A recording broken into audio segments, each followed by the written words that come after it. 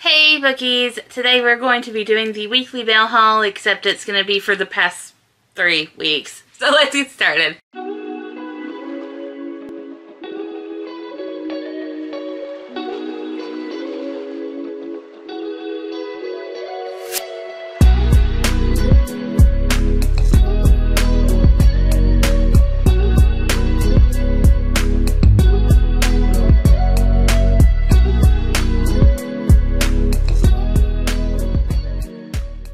So, I got a new camera. If you notice, or if I look extra ugly or whatever, I got a new camera. I'm still trying to figure out how to use this damn thing. And apparently it has a mode where it is something called S&Q mode. But basically it takes pictures and it shoots everything in slow-mo. We're just going to be very simple. So I filmed videos. I filmed 4 videos. And it shot everything in slow-mo. So after I had a mental breakdown and I cried for what felt like forever, I decided to salvage what I could. I have most of the books. I think these might be actually all of the books that I featured in those 3 weeks. Maybe I'm missing 1 or 2, but who knows? You will never know. I don't remember. Yeah, but I don't have the book boxes anymore. I had quite a few, so I'm just gonna show a picture of them as we go. Actually pulling them up right now. I've also decided to redo some of like my standard pictures for like book reviews for books that I have ebook copies of. I know this is of no importance to you. I'm just talking to fill the void because I'm trying to find these dang things. Okay, I found the pictures. Anyways, yeah, I'm going to be reshooting those, and I bought a bunch of, in my summertime sadness in the middle of fall, I bought new signs, because they're just going to redo everything. I've become one of those seasonal bitches. No offense to you if you're also a seasonal bitch. I just didn't expect I would become one, because I really hated changing over the decor when I was younger, but here we are today. Anyways, okay, so I think what I'm going to start out with first are the book boxes, so that way you can skip ahead to the books if you don't want any spoilers. The first one that's going to be up is the Rainbow Crate September 2022 box. Here is the timestamp somewhere on the screen, so that way you can skip ahead if you want to. In the box, I know this is a very weird way of doing this. In the box, we had really, really cool items. The theme for the month was historians said that they were roommates. And then on the newsletter it said historians said that they were lovers, which is how it should be. If history majors weren't entirely made up of people that were homophobic, you know, we would be getting somewhere. Anyways, it had really cute items. The 2 little cup things, they are planters. They are themed after Girl Serpent Thorn and this Poison Heart. I can't wait to put in some really cute little succulents or maybe other plants in there. I haven't decided what I'm going to do yet. I tried to leave it up to my husband, but he said that he kind of wanted me to do it, so we're just going to leave it up to me, I guess. We also have that magnet. I can't remember what it's featured off of, but it's adorable. One of them has cat ears, or it's a cat person. I don't know. We don't judge here. We also got this really gorgeous notebook that's in red that you can see. It's lined. It has like places for dates and memos where you can mark the weather, etc., etc. We got a little art print from, I think it's from Vassal, which is the ebook for this month, I believe. And then the book of the month was the Sunbearer Trials, and what was really cool about this book is that it had a special edition cover, which I absolutely love. We have the book plate. We have also the 2 things that are on the ground there. They are art covers. They go on the pages, and everything's like a little bit big. They have like some printer mishaps and whatnot, so you can cut the art pages to size for the book. You can redo the special cover. There's ways that you can do it. I advise, especially if you're in college or if you're a previous college grad, take those old textbooks that you still have that you haven't returned yet or that you haven't sold back. burned, whatever you may do with those. After you refold the covers, put those on top of your copy of Sunbearer Trials. It'll flatten that thing right out in a couple of days. It'll be fine. Anyways, so yeah, it was a really cool box. I loved it. The next one up is going to be the Fairy Loot September box, I believe is what this was.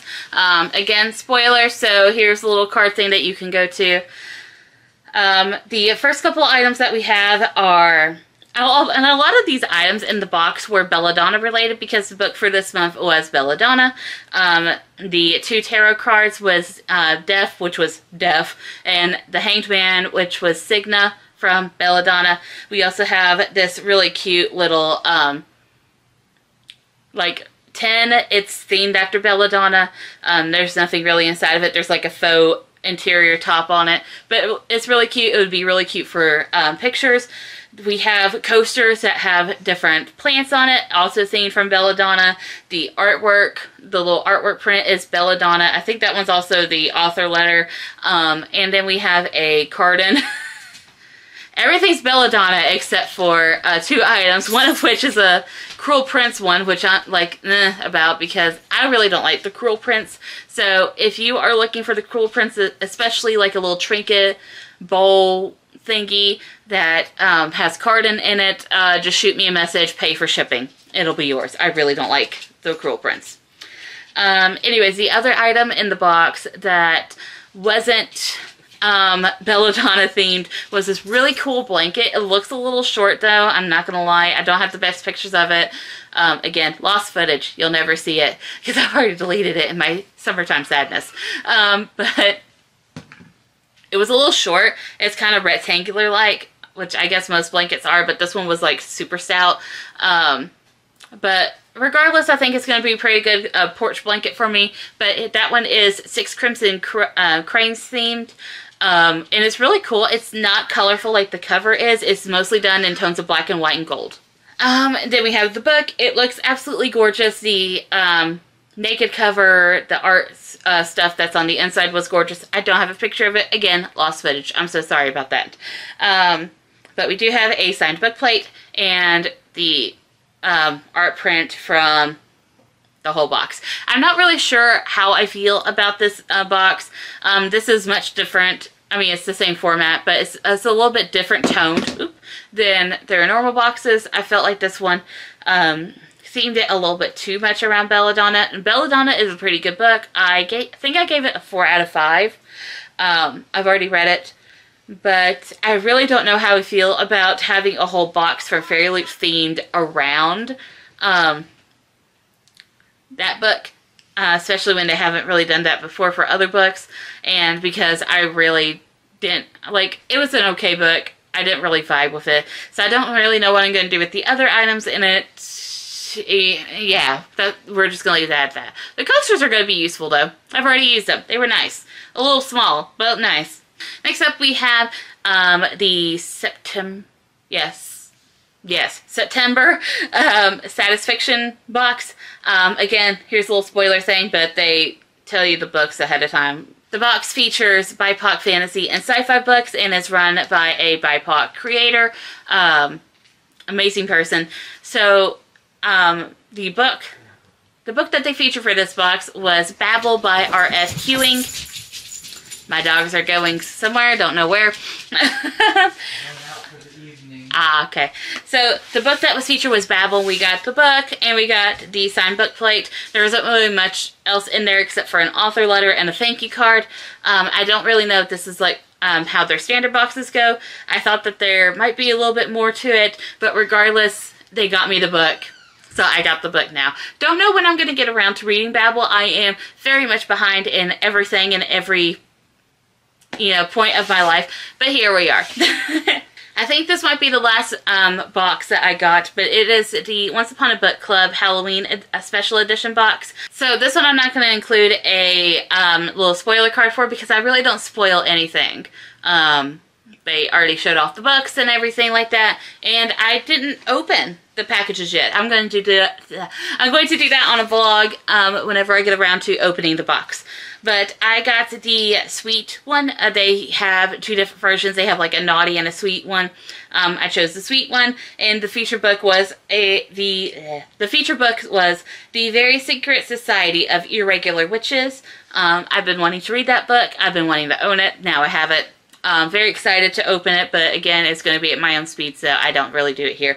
The packaging is really nice, and again, if you want to get your own Once Upon a Book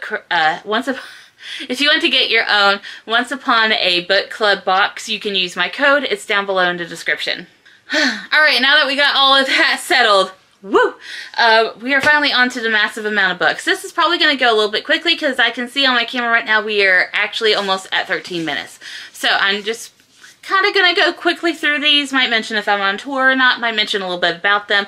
But if I don't, just leave a comment down below and I'll tell you what the book's about, or go look it up on Storygraph.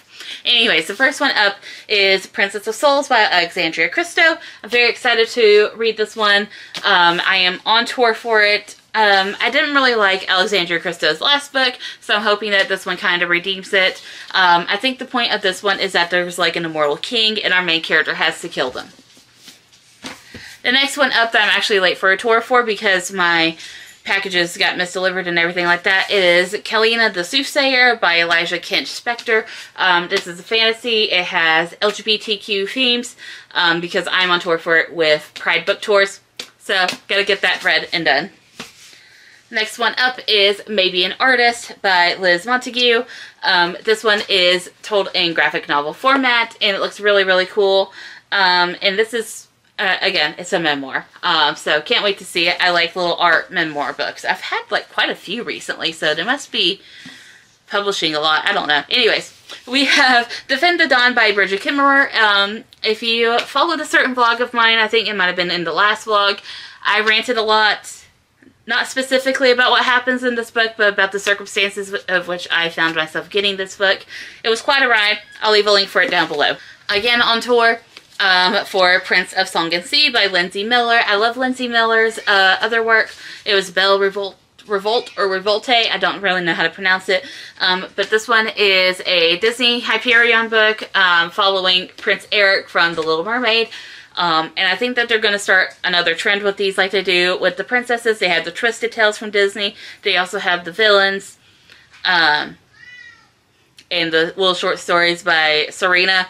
So I'm really excited if they continue to do these for the guys, because the guys are not focal to any of the girls' main plots.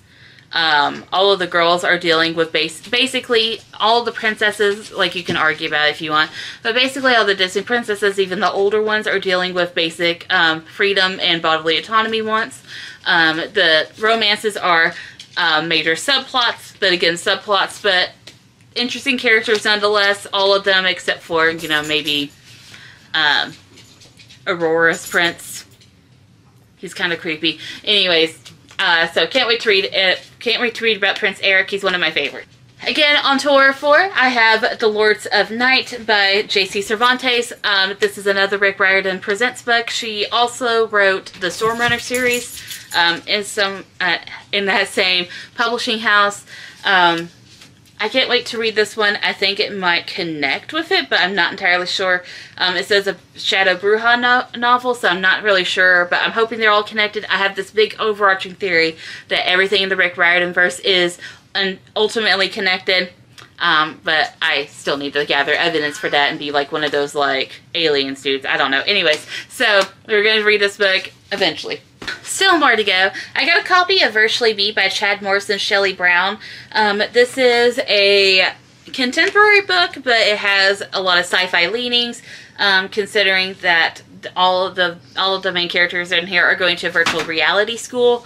It sounds really cool. I like it when sci-fi meets contemporary and it creates like a really futuristic contemporary novel. So this one's going to be interesting. Shadow Mountain sent this to me. I'm not sure if I'm on tour for it or not, but I will review it regardless. I got this from an indie author. It is Seeds for the Swarm by Sim Kern. This one is a dystopian. It says, Ryla McCracken dreams of escaping her family's trailer in the Dust States to go to college, but on the eve of her 18th birthday, her mother demands she drop out of school to work in the Lockburn chemical refinery instead.